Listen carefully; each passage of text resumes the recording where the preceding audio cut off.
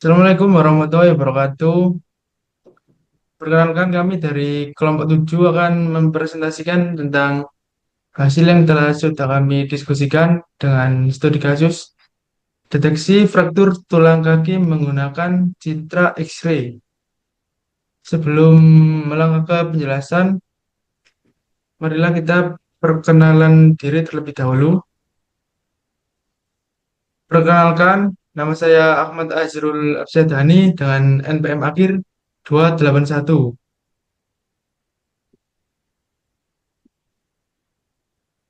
Saya Devan Kaputa Ramadana dengan MPM akhir 145. Saya Muhammad Rizky Darmawan dengan NPM akhir yaitu 238.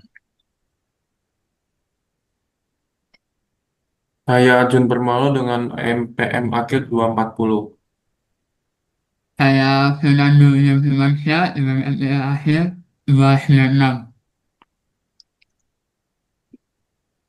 Next ke soalan pertama.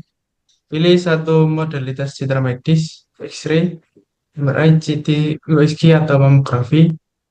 Kelompok kami memilih X-ray. Lalu yang pertama, prinsip kerja alat dan karakteristik karakteristik citra yang dihasilkan. Yang kedua, permasalahan umum pada citra tersebut seperti noise, kontras, distorsi, dan artefak. Yang ketiga, metode pemrosesan yang paling sesuai, contohnya Clahe, denoising, dan normalisasi. Yang keempat, berikan contoh kasus nyata, misalnya deteksi tumor, deteksi tulang retak, dan sebagainya.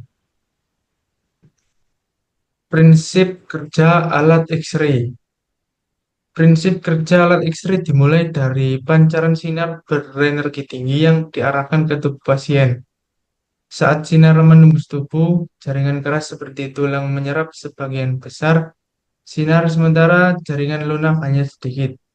Sensor digital kemudian menangkap intensitas sinar yang keluar dan membentuk citra dua dimensi berformat grayscale. Tulang tampak putih karena menyerap lebih banyak radiasi, sedangkan udara tampak hitam. Karakteristik citra X-ray. Citra X-ray memiliki format grayscale dengan resolusi tinggi, memungkinkan visualisasi detail tulang, namun perbedaan kontras antara jaringan keras dan lunak cukup kecil. Selain itu, terdapat noise berupa bintik halus dan gradasi intensitas yang tidak merata karena ketebalan jaringan yang berbeda pada tubuh pasien. Selanjutnya yaitu ada permasalahan umum pada X-ray.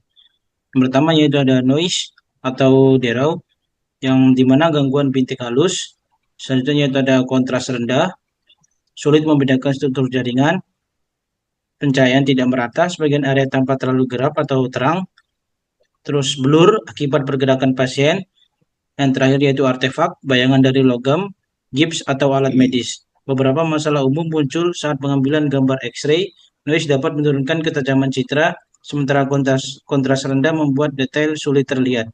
Jika pencahayaan tidak merata atau pasien bergerak, citra bisa menjadi kabur. Selain itu, artefak seperti bayangan logam atau gips juga dapat mengganggu hasil interpretasi medis. Selanjutnya yaitu ada metode pra-pemrosesan citra. Metode fungsi yang pertama yaitu ada grayscale normalization yang dimana menyamakan pencahayaan agar seragam.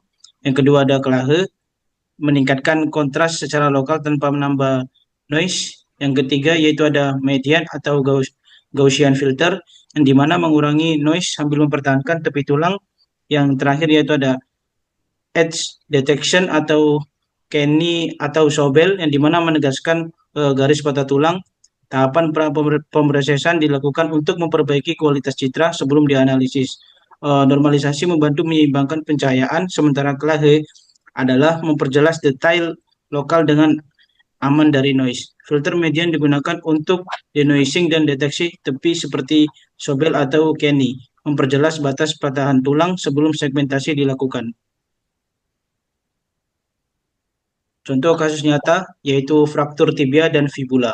Pada kasus nyata, citra X-ray tulang kaki menunjukkan fraktur kominutif, yaitu patah tulang yang menyebabkan tulang pecah menjadi beberapa bagian. Dengan metode pra-pemrosesan seperti kelahi dan edge detection, garis patahan dapat diamati lebih jelas. Dari hasil analisis, pasien membutuhkan tindakan medis berupa fiksasi internal untuk menstabilkan tulang. Kesimpulan dari soal 1, yaitu dari hasil analisis dapat disimpulkan bahwa citra X-ray merupakan alat penting dalam diagnosis patah tulang, tetapi kualitas citra sering terpengaruh oleh noise dan kontras rendah. Penerapan pra-pemrosesan seperti kelahi dan filter median terbukti efektif dalam meningkatkan kualitas visual. Dengan hasil yang lebih tajam, dokter dapat mendeteksi garis patahan dengan lebih akurat dan cepat.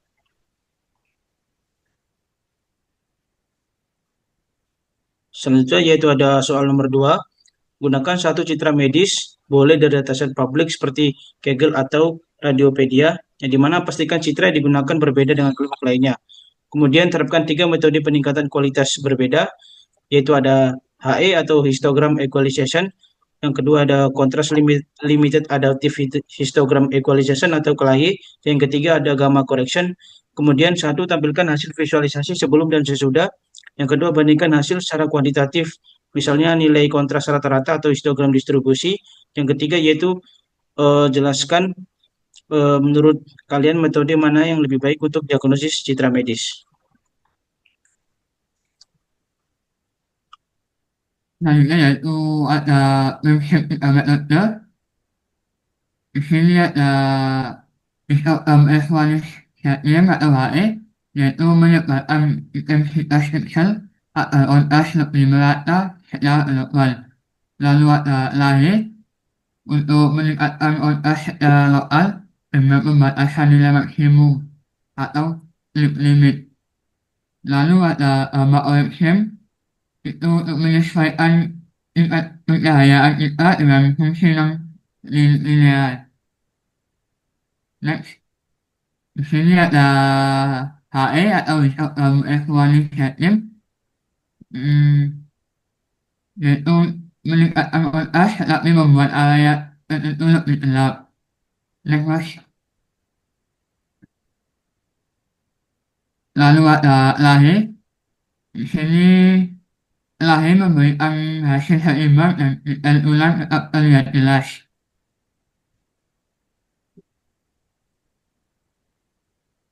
Next, lalu ada gamma correction.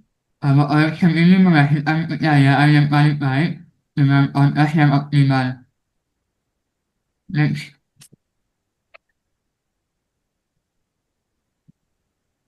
lalu ada analisis histogram dan nilai kuantitatifnya.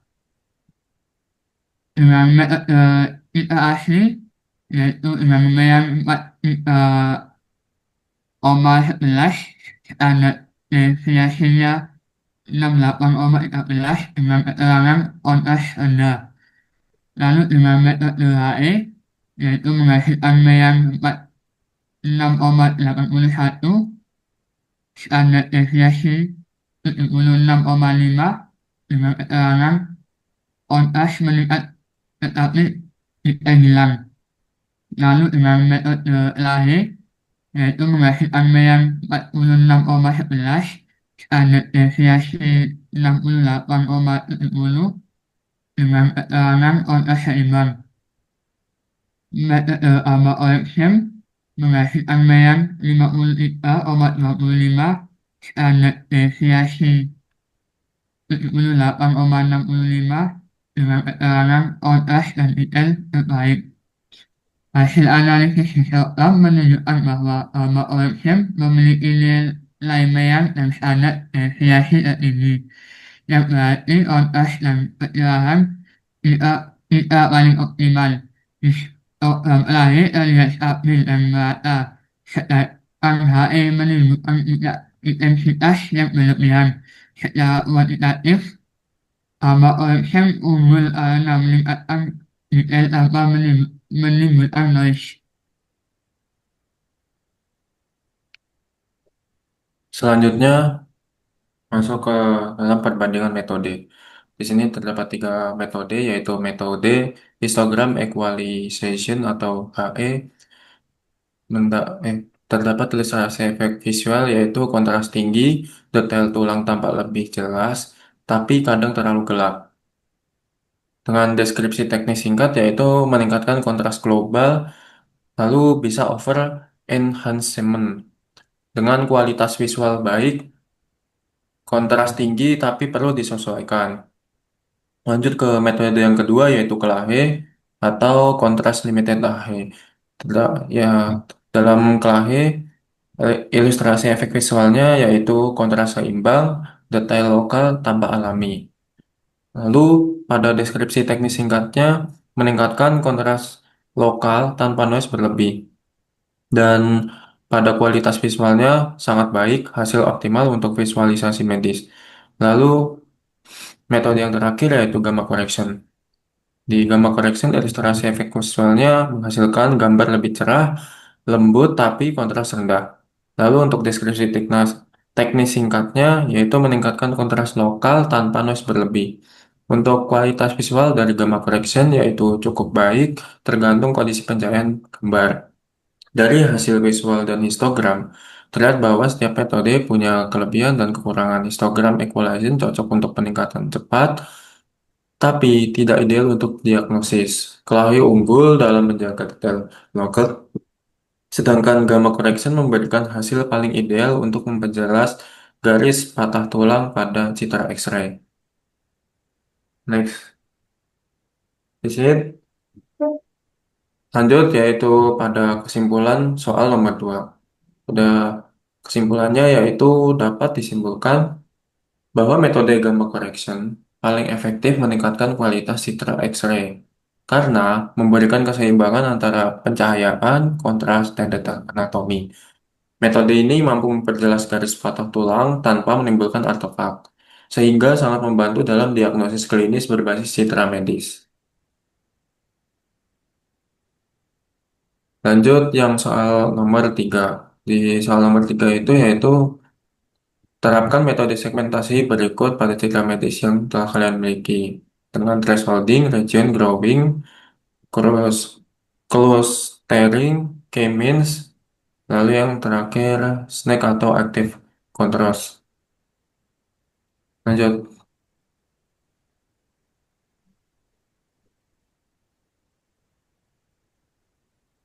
Lanjut untuk tujuan segmentasi. Segmentasi citra sangat penting dalam informatika medis karena membantu sistem komputer fokus pada bagian relevan, misalnya tulang yang patah. Dengan segmentasi, area tulang dapat dipisahkan dari jaringan sekitarnya sehingga diagnosis menjadi lebih cepat dan akurat.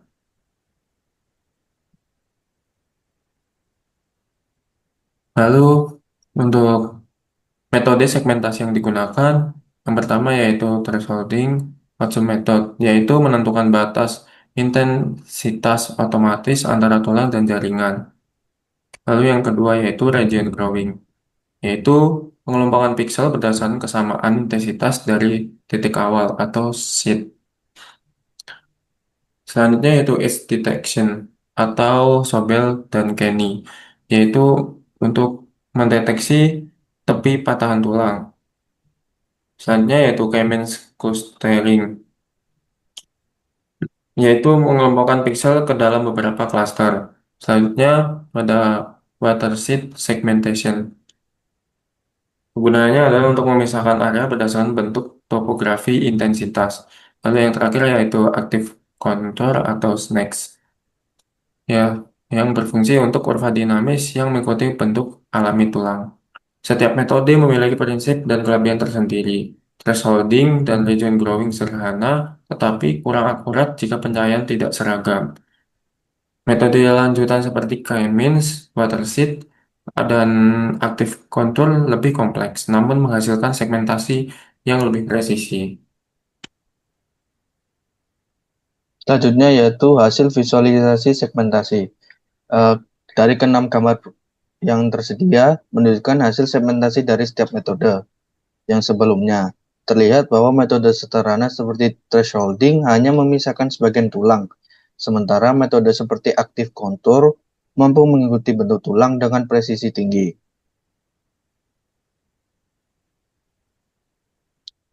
Lanjut ke analisis dan perbandingan metode. Untuk metode thresholding sendiri, kelebihannya cepat dan sederhana. Lalu untuk keterbatasannya sendiri, tidak akurat jika pencahayaan tidak rata. Lalu untuk metode region growing, kelebihannya bagus untuk area seragam. Dan untuk keterbatasannya, sensitif terhadap seed point.